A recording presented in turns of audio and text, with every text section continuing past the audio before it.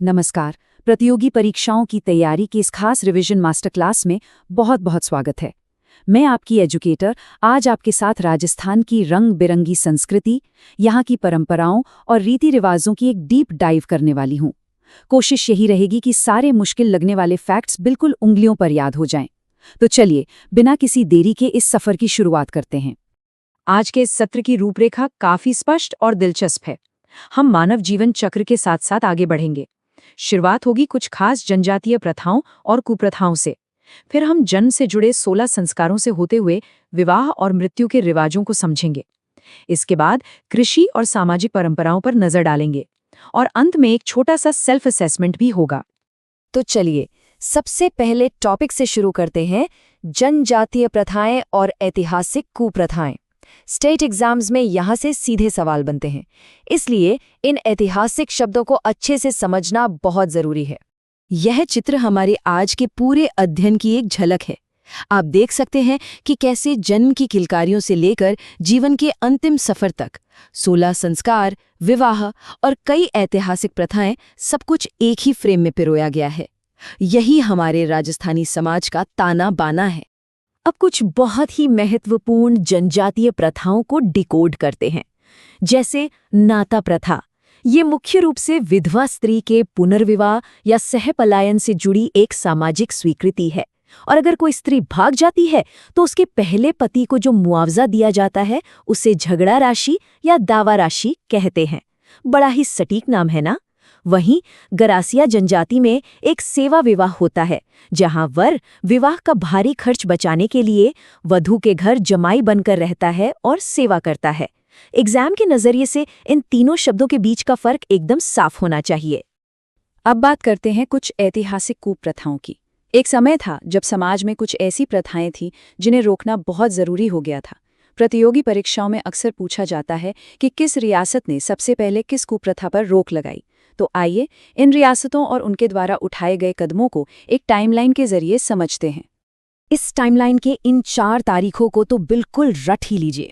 सबसे पहले 1822 में बूंदी रियासत ने सती प्रथा पर बैन लगाया। इसके बाद 1833 में कन्या वध रोकने की पहल कोटा ने की। फिर 1841 में जोधपुर में त्याग प्रथा पर रोक लगी और अंत में 1853 में उदयपुर ने डाकन प्रथा को खत्म किया। बूंदी, कोटा, जोधपुर और उदयपुर, इन 4 नामों को इनके वर्षों के साथ इसी क्रम में दिमाग में बैठा लीजिए। चलिए, ऐतिहासिक पन्नों से निकलकर अब सीधे मानव जीवन चक्र में प्रवेश करते हैं। हमारा दूसरा विषय है जन्म और 16 संस्कार। यही हमारी संस्कृति की नींव है। जन्म से जुड़ी रस्में किसी खूबसूरत चक्र की तरह चलती हैं। सबसे पहले आता है सुहाड़ या आख्या पूजन। जब घर में नया मेहमान आता है तो स्वास्तिक बनाकर खुशियां मनाई जाती हैं। फिर प्रसव के ठीक 7वें दिन होता है जलवा पूजन। ये वो समय है जब शिशु के जन्म के कुछ दिनों बाद ससुराल वाले माँ और बच्चे का शानदार स्वागत करते हैं। एक और खास शब्द है हलाणी, जो पहली डिलीवरी के बाद बेटी को पीहर से दिया जाने वाला सामान है। इन रस्मों को एक कहानी की तरह याद रखेंगे तो कभी नहीं भूलेंगे। हमारे शास्त्रों में 16 संस्कारों का एक पूरा घुमावदार मार्ग बताया गया है। आइए पहले 10 संस्कारों के सफर पर चलते हैं। शुरुआत होती है गर्भाधान से। फिर तीसरे महीने में शिशु की रक्षा के लिए पूंस्वन संस्कार होता है। जन्म लेते ही जातकर्म और फिर 11वें दिन प्यारा सा नामकरण। थोड़ा और बड़े होने पर 7वां संस्कार है अन्नप्राशन। 8वां है चूड़ाकरण, यानी बच्चे के पहली बार बाल काटना, जिसे हम मुंडन भी कहते हैं। और फिर 10वें संस्कार के रूप में 5 साल की उम्र में गुरु के द्वारा विद्यारंभ करवाया जाता है। उसी मार्ग पर आगे बढ़ते हुए 11वां संस्कार आता है उपनयन, जहां बच्चा गुरु के आश्रम में रहकर शिक्षा लेता है। फिर वेदारंभ, उसके बाद केशांत और पढ़ाई पूरी होने पर समावर्तन। इसके बाद आता है जीवन का सबसे बड़ा टर्निंग पॉइंट, 15वां संस्कार विवाह, जहां से गृहस्थ आश्रम शुरू होता है। और अंत में 16वां संस्कार अंत्येष्टि, जो जीवन का आखिरी पड़ाव है। अगर आप इस क्रम को ऐसे ही जीवन की स्टेजेस के रूप में इमेजिन करेंगे तो ये 16 के 16 नाम बहुत आसानी से याद हो जाएंगे। अब आते हैं जीवन के सबसे लंबे और रंग बिरंगे उत्सव पर, यानी विवाह की रस्में।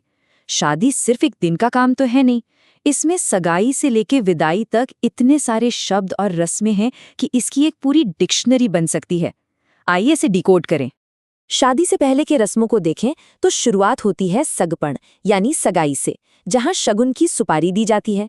फिर आता है मुग्धणा और उसके बाद बंदोली, जिसे सांकड़ी की रात भी कहते हैं।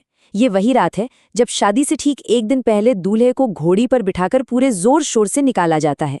और फिर जब बारात पहुंचती है तो उनका जो धूमधाम से स्वागत होता है उसे सामेला कहते हैं।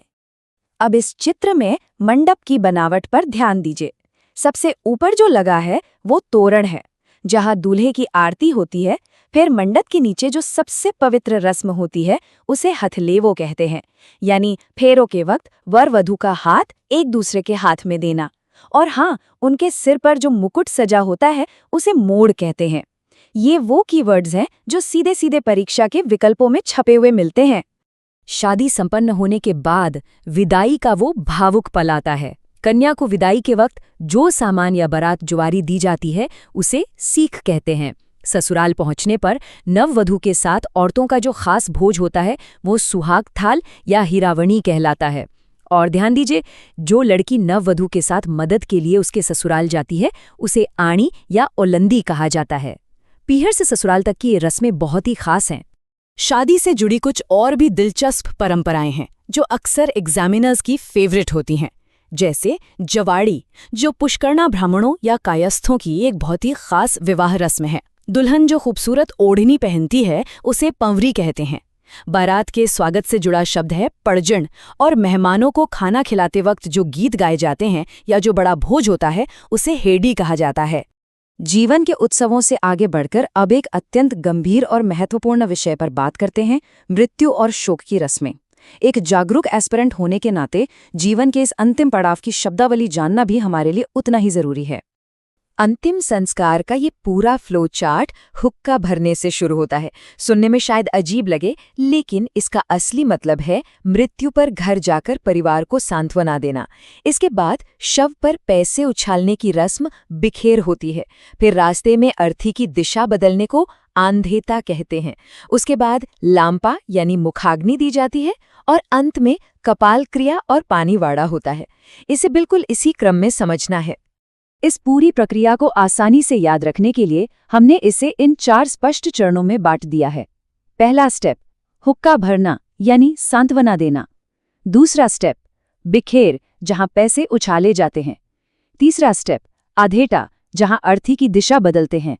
और चौथा स्टेप, लांपा, जिसका मतलब है चिता को पहली आग या मुखाग्नि देना। बस ये 4 स्टेप्स याद कर लीजिए, कभी कोई कंफ्यूजन नहीं होगा। शोक काल के खत्म होने पर भी कुछ विशेष रस्में निभाई जाती हैं। मृत्यु भोज को आमतौर पर मौसर या जौसर कहा जाता है। इसके बाद होती है पाग दस्तूर यानी पगड़ी की रस्म, जहां परिवार के मुखिया के निधन के बाद सबसे बड़े बेटे को साफे या पगड़ी के रूप में जिम्मेदारी सौंपी जाती है। और धोवण वो भोज है जो मृतक की अस्थियां तीर्थ स्थान पर विसर्जित करने के बाद सगे संबंधियों को दिया जाता है। व्यक्तिगत जीवन चक्र से बाहर निकलकर अब हम अपने ग्रामीण राजस्थानी समाज की सामूहिक ताकत को देखेंगे। हमारा अगला विषय है कृषि और सामाजिक परंपराएं। यही हमारे ग्रामीण जीवन की असली धड़कन है। हमारा ग्रामीण समाज आपसी सहयोग और भाईचारे के स्तंभों पर खड़ा है। हेलमा या अंगावरी किसानों की एक बहुत ही सुंदर प्रथा है, जहां सब मिलकर एक दूसरे के खेतों में हाथ बटाते हैं। पश्चिमी राजस्थान में रियान एक ऐसी सामाजिक परंपरा है जहां लोग खुशी या गम में एक जगह इकट्ठे होकर बातें साझा करते हैं, और पुरनाई का सीधा सा अर्थ है गोबर से आंगन को पवित्र करने के लिए लेपना। ये सारे शब्द हमारी जड़ों से जुड़े हैं। वाह, बहुत ही बेहतरीन तरीके से हमने पूरा सिलेबस और ये भारी भरकम शब्दावली कवर कर ली है। लेकिन पढ़ाई तब तक पूरी नहीं होती जब तक हम खुद को परख ना लें। तो चलिए हमारे अंतिम चरण यानी सेल्फ असेसमेंट की तरफ बढ़ते हैं। इन सवालों को बहुत ही ध्यान से सुनिए और खुद से इनके जवाब देने की कोशिश कीजिए। पहला, आदिवासियों में हमेड़ों और हाथीवेंडों का क्या अर्थ है? दूसरा, राजस्थान में सती प्रथा और कन्यावध पर सर्वप्रथम रोक किन रियासतों में व कब लगी? तीसरा, जन्म से जुड़े संस्कार, अन्यला भोर और जलवा पूजन में क्या अंतर है? चौथा, विवाह की रस्में, मुग्धणा, सांकड़ी की रात और हीरावणी को क्रम से समझाइए। पांचवा, आढ़ेटा, लांपा और कपाल क्रिया की प्रक्रिया क्या है? और छठा, हेलमा और अंगावरी किस प्रकार की प्रथाएं हैं? इन प्रश्नों के उत्तर हम अगले वीडियो में देखेंगे। मुझे पूरी उम्मीद है कि राजस्थान की संस्कृति पर आधारित यह मास्टर क्लास आपकी आगामी परीक्षाओं के लिए बहुत ही फायदेमंद साबित होगी। सारे फैक्ट्स को रिवाइज करते रहिएगा। इसी प्रकार की नई जानकारियों के लिए हमारे चैनल से जुड़ें और आप सभी का धन्यवाद।